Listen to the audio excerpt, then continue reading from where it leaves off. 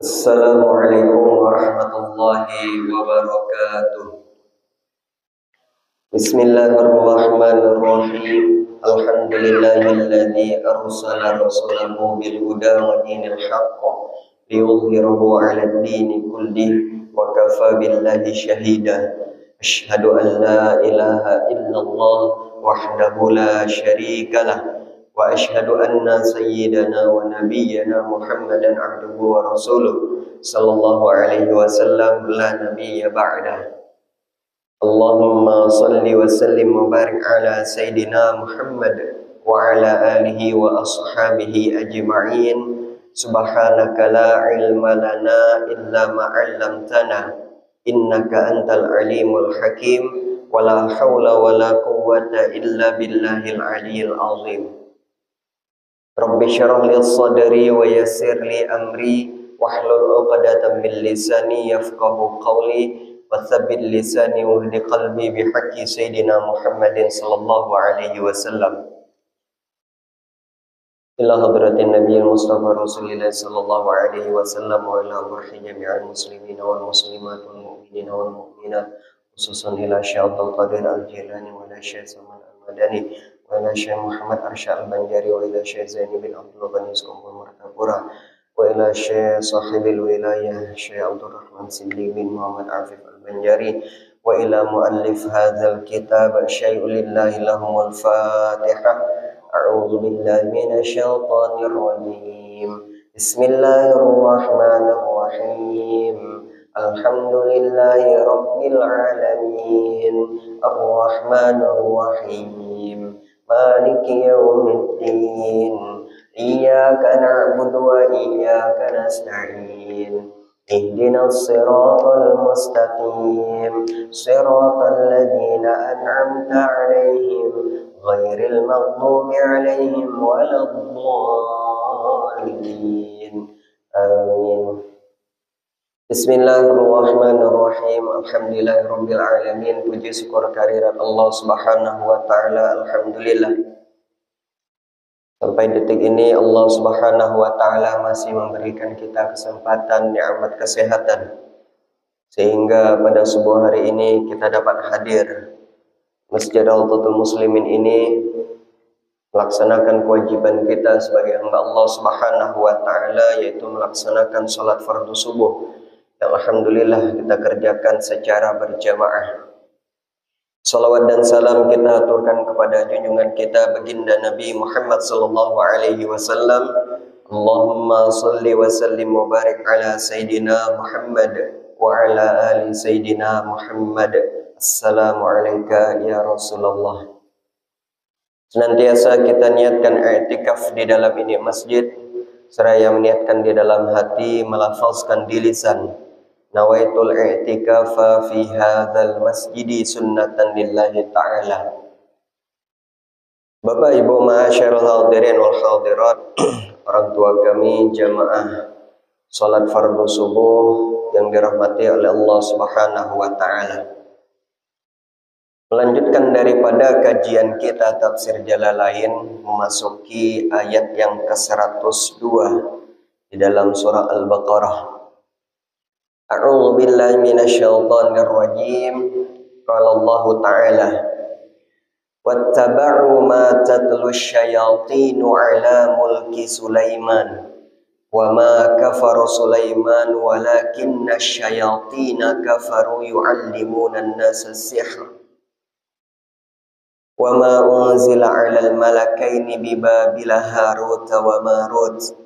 Wa ma yu'allimani min ahadin hatta yaqula innama nahnu fitnatun fala takfur. Fayata'allamuna minhuma ma yufarriquna bihi bainal mar'i wa zawjihi. Wa ma hum bidarrina bihi min ahadin illa bi'iznillah. Wa yata'allamuna ma yadurruhum wa la yanfa'uhum. Walaqad 'alimu laman ishtarahu ma lahu fil akhirati min khalaq wa la bi'sa ma syaraw bihi anfusahum law kanu ya'lamun." Shadaqallahul azim. Allah Subhanahu wa taala berfirman, Wattaba'u ma tatlu syayatinu ala mulki Sulaiman. Dan mengikuti mereka itu apa yang dibacakan oleh syaitan-syaitan pada masa kerajaan Nabi Sulaiman alaihissalam. Di ayat yang ke-102 di dalam surah Al-Baqarah ini masih menceritakan tentang tuduhan daripada orang Yahudi pada zaman Nabi Muhammad sallallahu alaihi wasallam yang mengatakan bahwasanya Nabi Sulaiman alaihissalam itu bukan seorang nabi. Nabi Sulaiman itu kata mereka bukan seorang nabi, tetapi adalah seorang penyihir. Kenapa mereka mengatakan Nabi Sulaiman seorang penyihir? Karena Nabi Sulaiman ini bisa memerintahkan jin. Bisa memerintahkan jin tunduk kepada Nabi Sulaiman. Dan Nabi Sulaiman juga Allah beri suatu kelebihan bisa berbicara dengan binatang. Jadi 3 sekaligus, manusia di bawah kekuasaan Nabi Sulaiman, jin di bawah kekuasaan Nabi Sulaiman, dan juga para binatang di bawah kekuasaan daripada Nabi Sulaiman. Dari maka itu mereka mengatakan Nabi Sulaiman ini bukan seorang nabi, tetapi adalah seorang penyihir. Maka tuduhan mereka itu, fitnah yang dikatakan mereka itu kepada Nabi Sulaiman alaihissalam dibantahkan oleh Allah Subhanahu wa taala pada surah Al-Baqarah ayat 102 ini. Wattaba'u ma tatlu syayatinu ala mulki Sulaiman. Dan mereka mengatakan, mereka mengikuti apa yang dibaca oleh syaitan-syaitan pada masa kerajaan Nabi Sulaiman alaihissalam. Ini sedikit bercerita tentang Nabi Sulaiman alaihissalam ini. Nabi Sulaiman alaihissalam adalah anak daripada Nabi Daud alaihissalam.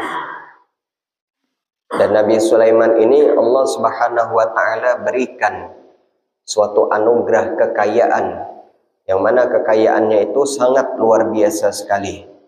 Bahkan disebutkan oleh ulama, kekayaan yang dimiliki oleh Nabi Sulaiman alaihissalam ini belum pernah dimiliki oleh orang sebelumnya, oleh orang zaman dulu, sehingga pada zaman kelak.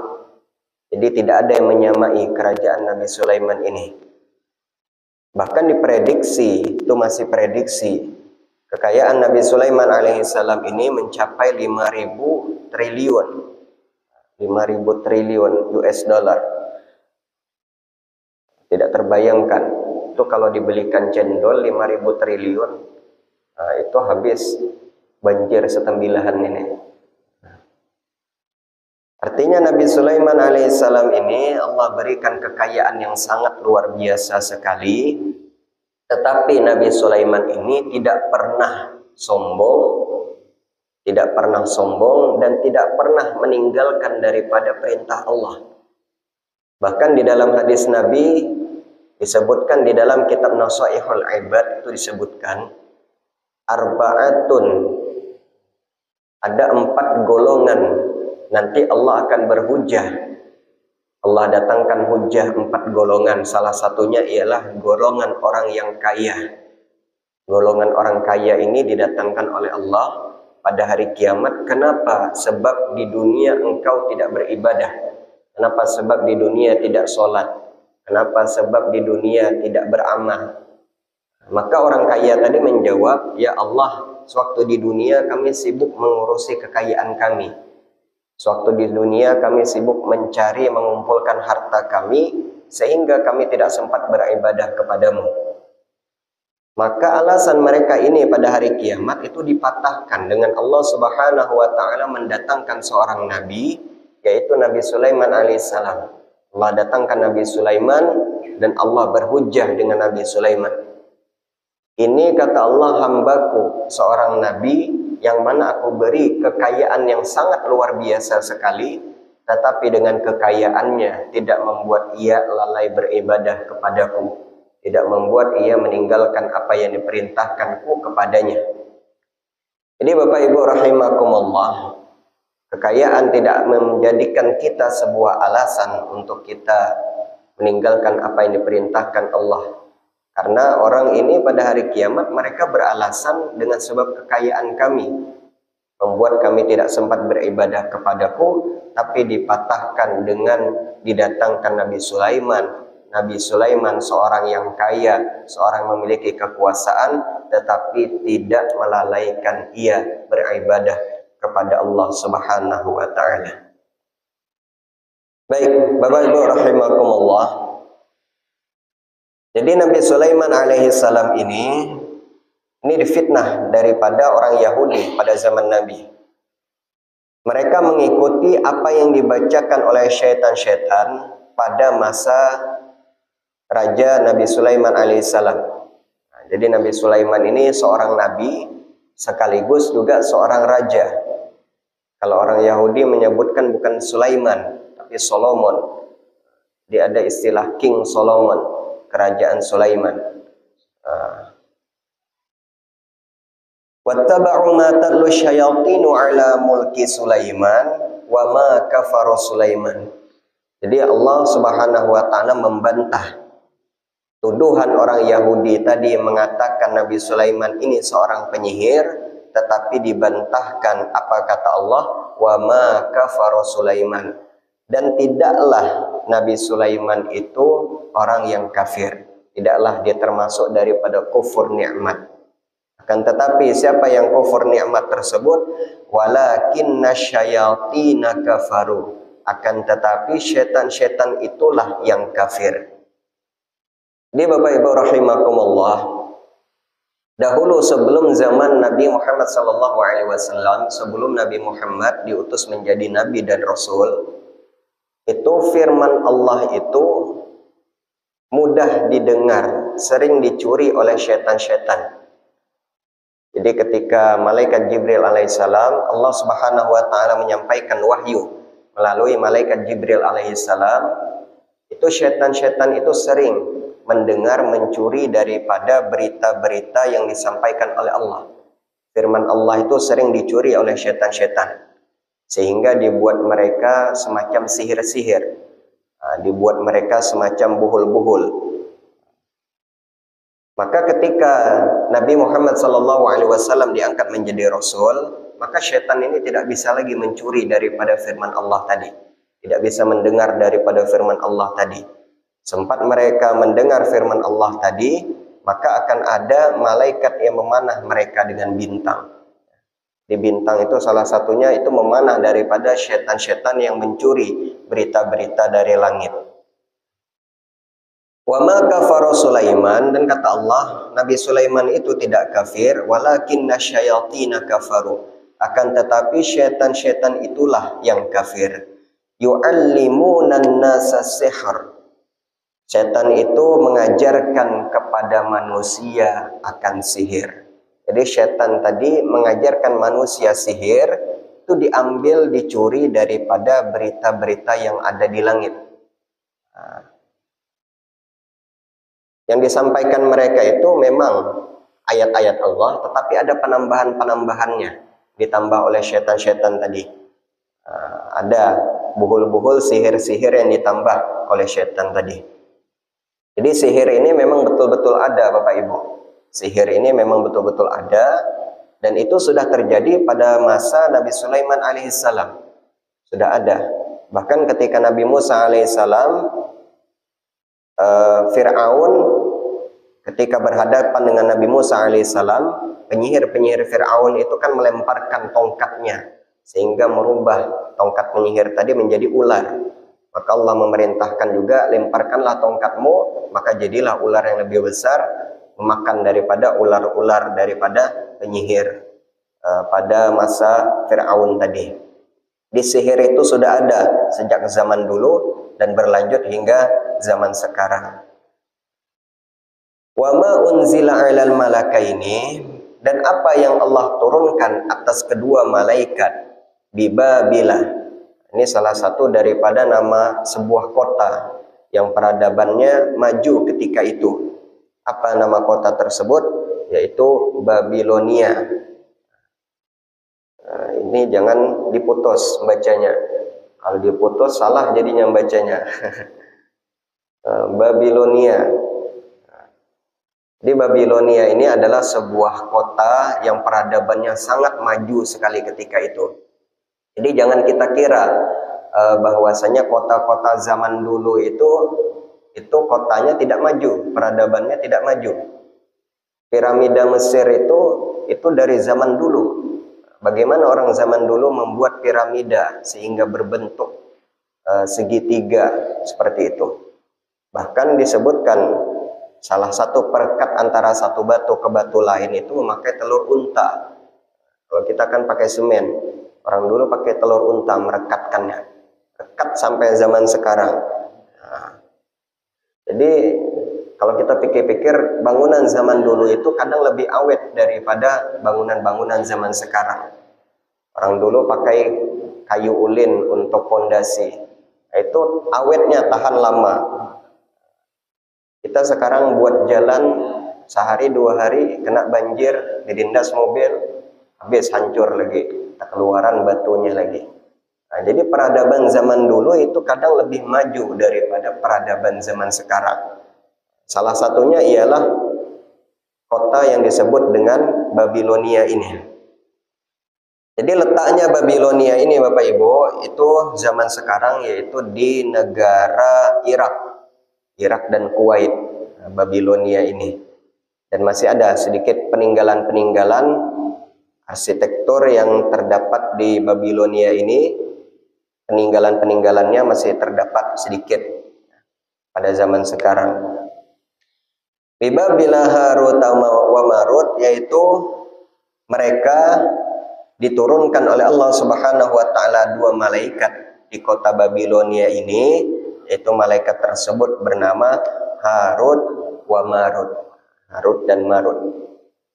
Jadi kalau kita buka itu di Google, Bapak Ibu sekalian, kita buka di embah Google itu, kalau kita mencari di situ, kita ketik kisah malaikat Harut dan Marut, maka kita dapati di situ kisah-kisah yang keliru, kisah-kisah yang dari kisah Israiliyat. Nah, itu saya ada mengecek tuh beberapa situs, saya cek kisahnya sama. Artinya kisah ini tidak ada dasarnya, buatan-buatan orang mereka saja. Nah, di situ kisahnya itu sangat menjelekkan daripada malaikat Harut dan Marut ini. Maka apa kisahnya yang terdapat pada kisah Israiliyat ini? Sedikit saya bercerita bahwasanya dikatakan ketika Allah Subhanahu wa taala menciptakan daripada manusia, menciptakan daripada Nabi Adam, Allah ingin menjadikan di bumi ini fil ardi khalifah, pemimpin di bumi ini khalifah. Maka ketika Allah ingin menjadikan di bumi ini khalifah, semua malaikat itu ragu. Kenapa Allah ingin menjadikan di bumi ini orang yang sering berbuat kerusakan? Kenapa Allah ingin menjadikan di bumi ini orang yang sering berbuat kerusakan? Padahal kami, kata malaikat, senantiasa bertasbih kepadamu. Apa kata Allah? Aku lebih mengetahui apa yang engkau. Ya, artinya Allah lebih mengetahui daripada dirimu. Karena manusia ini kan diberikan daripada nafsu dan akal. Jadi ada nafsunya, ada akalnya. Kalau nafsunya lebih condong daripada akal, maka lebih ke binatang. Kalau akalnya lebih condong daripada nafsu, maka lebih kepada malaikat. Maka kita ini antara nafsu dan akal. Maka ketika Allah Subhanahu wa taala menyampaikan manusia ini Allah berikan nafsu tadi, sedangkan para malaikat tidak Allah berikan nafsu, hanya diberikan akal saja. Maka ada 2 malaikat yang menyanggah. Ini kisah Israiliyatnya. Ada 2 malaikat yang menyanggah. Kalau seandainya ya Allah, kami ini, kata malaikat Babil tadi, Harut Marut ini, kami diberikan nafsu seperti manusia tadi, pasti kami tidak akan berbuat kerusakan. Pasti kami tidak akan berbuat jahat. Kami ini akan menjadi orang yang taat beribadah, walaupun kami diberi nafsu. Kata malaikat Harut dan Marut tadi dalam kisah Israiliyat tadi. Dari maka itu Allah Subhanahu wa taala menguji kedua malaikat ini yang mengatakan kalau kami diberi nafsu, kami tidak akan berbuat jahat. Maka Allah berikan nafsu kepada Harut dan Marut ini dan diturunkan di bumi. Sekali dia turun di bumi, maka dia melihatlah seorang wanita yang berparas cantik sekali dan terkagumlah daripada dua malaikat ini. Terkagum-kagum karena mereka sudah diberi nafsu tadi. Maka sampai kagumnya dua malaikat ini, seorang perempuan tadi mengatakan, kalau engkau ingin diriku, maka lakukanlah daripada dosa. Maka diberikanlah beberapa dosa oleh perempuan tadi. Yang pertama, engkau dapat memilikiku. Yang pertama syaratnya engkau harus membunuh seseorang. Kata malaikat Harut Marut, ini berat, besar dosanya kalau harus membunuh seseorang. Yang kedua, engkau harus berzina kepada orang lain. Nah, ini kata malaikat Harut Marut berat juga. Yang ketiga, engkau harus minum khamar. Maka di antara tiga tadi, berzina, membunuh seseorang, dan meminum khamar, maka kata malaikat Harut Marut tadi yang paling kecil menurut mereka mudaratnya tadi, yaitu meminum khamar. Maka ketika mereka meminum khamar tadi, tidak sadar, hilang kesadaran daripada malaikat Harut Marut ini, sehingga karena ia kehilangan kesadaran, dilakukanlah tiga dosa sekaligus. Yang pertama dia berzina, yang kedua dia meminum khamar, yang ketiga ia membunuh daripada orang lain ketika itu. Maka tiga dosa dilakukan sekaligus oleh Harut Marut ini.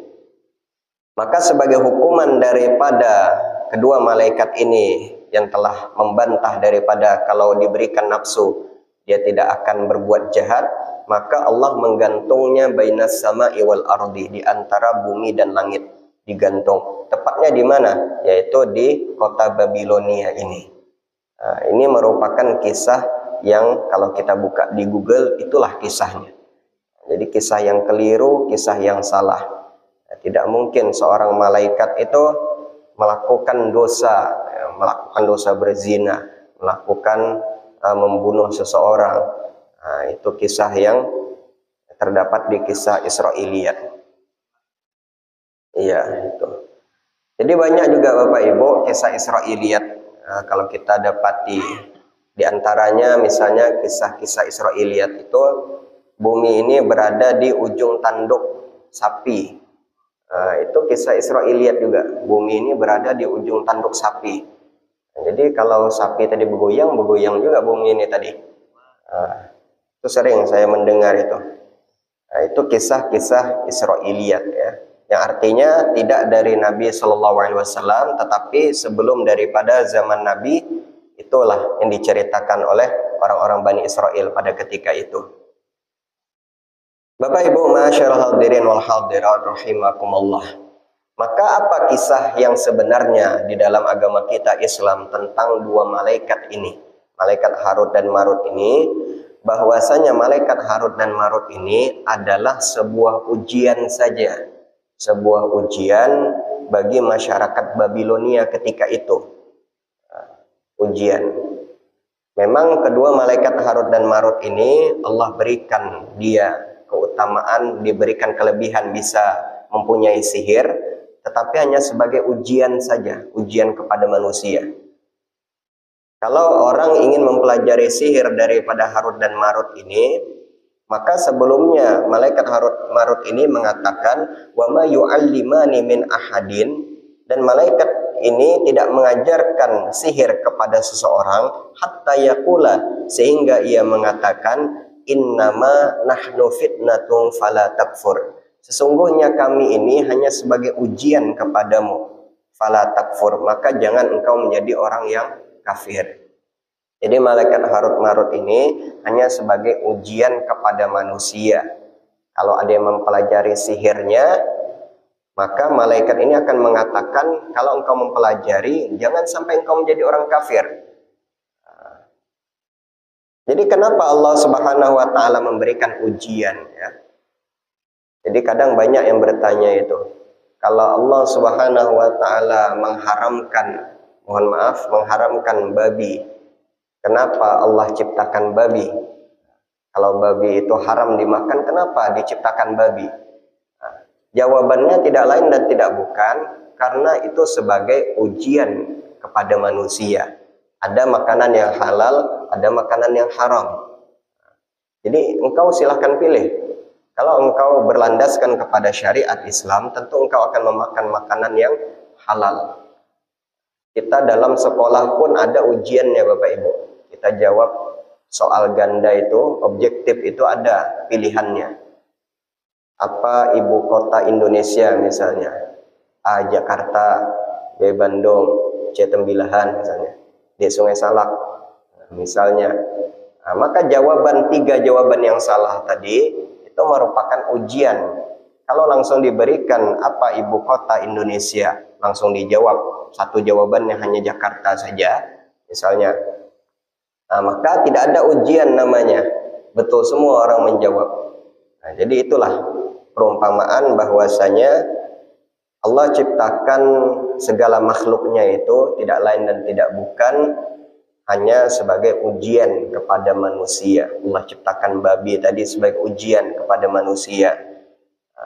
Allah ciptakan kedua malaikat Harut dan Marut ini sebagai ujian bagi penduduk Babilonia itu.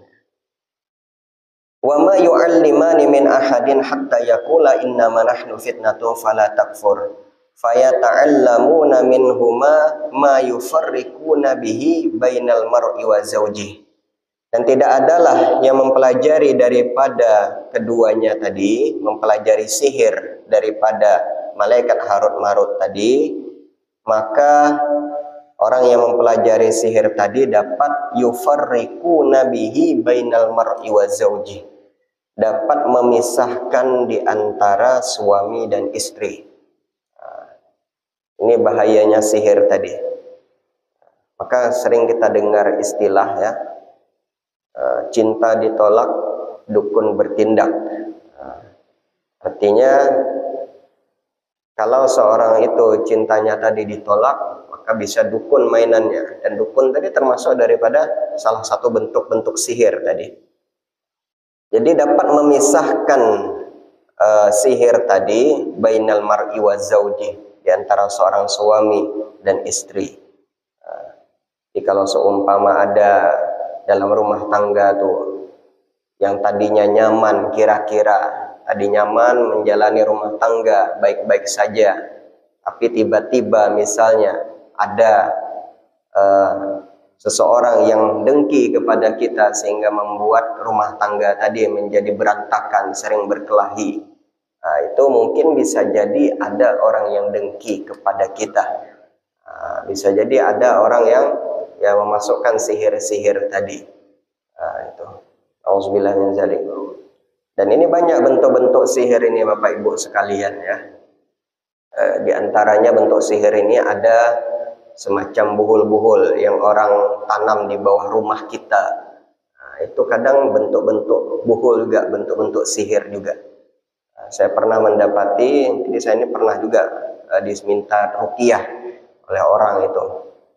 Jadi rupanya rambut seorang istri daripada rumah tangga tadi itu pernah diambil oleh orang lain dan dimasukkan, diikat dan ditaruh di bawah rumahnya tadi.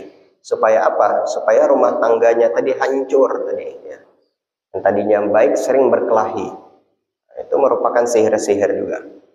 Di Bapak Ibu itu, ibu-ibu terutama itu hati-hati Ibu. Jangan sampai sembarangan bekas daripada sisir kita itu, rambut kita itu hendaknya kalau mau dibuang ya dibuang. Jaga baik-baik kalau mau disimpan. Dan juga mohon maaf, ini salah satu bentuk daripada sihir-sihir yang orang ambil. Itu mohon maaf itu bentuk salah satunya daripada, mohon maaf ini, bekas pembalut. Bekas pembalut itu hati-hati Bapak Ibu. Nah, itu hati-hati, itu bisa jadi bentuk daripada orang yang ingin menyihir daripada kita. Jadi ambilnya bekas pembalut tadi. Makanya kalau mau dibuang, dibuang di tempat yang aman. Bapak Ibu ma'asyiral hadirin wal hadirat rahimakumullah, kita habiskan sedikit. Wa yata'allamuna ma yadurruhum wa la yanfa'uhum. Barang siapa yang mempelajari daripada sihir tadi, ma yadurruhum, maka tidak akan memberi manfaat sedikit pun, wala yanfa'uhum, tidak akan memudarati dan tidak akan memberi manfaat.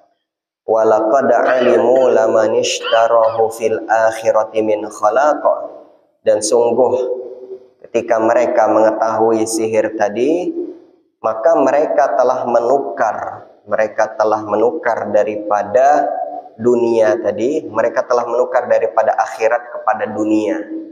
Jadi orang yang sihir tadi termasuk daripada salah satu menyekutukan Allah Subhanahu wa taala. Salah satu bentuk daripada kemusyrikan. Karena dia lebih percaya daripada sihir tadi dibandingkan Allah Subhanahu wa taala. Ini mohon maaf, ini bahaya sekali. Jadi jangan sampai kita punya masalah larinya itu ke dukun, ya. Punya masalah larinya ke orang pintar bahasa kita sekarang. Nah, itu sama saja kita menafikan daripada kekuatan Allah Subhanahu wa taala, kudrat dan iradat Allah kepada hal-hal yang bersifat kesirikan tadi. Kadang bentuk-bentuk hal yang terkecil sekalipun, misalnya kita punya cincin, batu cincin tadi. Nah, ini batu cincin ini apa gunanya? Supaya menarik rezeki. Itu. Ini cincin supaya menarik rezeki. Jadi kita berhajat kepada cincin tadi, seolah-olah cincin tadi yang memberikan rezeki, melapangkan rezeki kita. Padahal mau pakai cincin, mau tidak pakai cincin, itu semata-mata rezeki kita dari Allah Subhanahu wa taala. Termasuk juga, mohon maaf, itu susuk. Itu bentuk daripada sihir, itu bentuk daripada kesyirikan. Pakai susuk supaya banyak orang yang mendekati, itu ditanam di dalam tubuhnya. Kalau tidak dikeluarkan sebelum ajalnya menjemput, tuh na'udzubillah min zalik, itu bisa wafat mati dalam keadaan su'ul khatimah, karena membawa daripada susuk tadi. Itu hati-hati Bapak Ibu sekalian. Jadi apapun kekayaan tidak boleh kita cari dengan hal-hal yang batil. Kekuasaan tidak boleh kita cari hal-hal yang batil, kedukun seperti itu. Dan juga jodoh tidak perlu kita cari kepada hal-hal yang bersifat sihir, dukun seperti itu. Karena itu merupakan bentuk daripada kesyirikan-kesyirikan. Walabi sama syarau bihi anfusahum, dan sesungguhnya buruklah apa yang mereka lakukan, laukanu ya'lamun, jikalau mereka mengetahui daripada apa yang mereka lakukan. Jadi Allah Subhanahu wa taala mengklarifikasi bahwasanya tuduhan-tuduhan yang dikatakan oleh orang kafir tadi, oleh orang Yahudi kepada Nabi Sulaiman, bahwasanya Nabi Sulaiman adalah seorang penyihir, maka dipatahkan dengan surah Al-Baqarah ayat 102 ini, bahwasanya Nabi Sulaiman itu bukan seorang penyihir, tetapi Nabi Sulaiman adalah seorang nabi dan rasul. Jadi Bapak Ibu, ini Al-Baqarah ayat 102 ini termasuk daripada ayat ruqyah, ayat-ayat ruqyah. Jadi kalau kita banyak masalah, kita baca selain daripada ayat kursi, ini termasuk daripada ayat-ayat ruqyah juga. Al-Baqarah 102. Wattaba'u ma tatlu syayatinu 'ala mulki Sulaiman, ini termasuk daripada ayat-ayat ruqyah. Jadi kalau kita tadi sering diganggu, sering ada kegundahan dan lain sebagainya, maka ini merupakan ayat yang sering dibaca oleh para peruqyah. Bapak Ibu rahimakumullah, mungkin batas ini dulu pengajian kita pada subuh hari ini. Mudah-mudahan kiranya bermanfaat, ada hikmah yang dapat diambil dan dapat kita amalkan dalam kehidupan kita sehari-hari. Amin Allahumma amin. Al-Fatihah. A'udzubillahi minasyaitonirrajim. Bismillahirrahmanirrahim. Alhamdulillahirabbil alamin arrahmanir rahim maliki yaumiddin. Iyyaka na'budu wa iyyaka nasta'in. Ihdinas siratal mustaqim. Siratal ladzina an'amta 'alaihim ghairil maghdubi 'alaihim waladdallin. Amin amin. Bismillahirrahmanirrahim. Alhamdulillahirabbil alamin. Allahumma shalli ala sayyidina Muhammad wa ala alihi wa sahbihi ajma'in. Rabbi zidna ilma silana fi arzaqina waj'alna mahbuban fi qulubi ibadika wa azizan fi uyunihim waj'alna wajihan fid dunya wal akhirah wa minal muqarrabin ya katsiran wa li hasanal fi aliya qa'iman bila zawal ya mubdi'an bila mithal falkal hamdu wal minnatu wasyarafu ala kulli hal. Sallallahu ala sayyidina Muhammad wa ala alihi wa sahbihi wa sallam. Walhamdulillahi rabbil alamin. Assalamualaikum warahmatullahi wabarakatuh.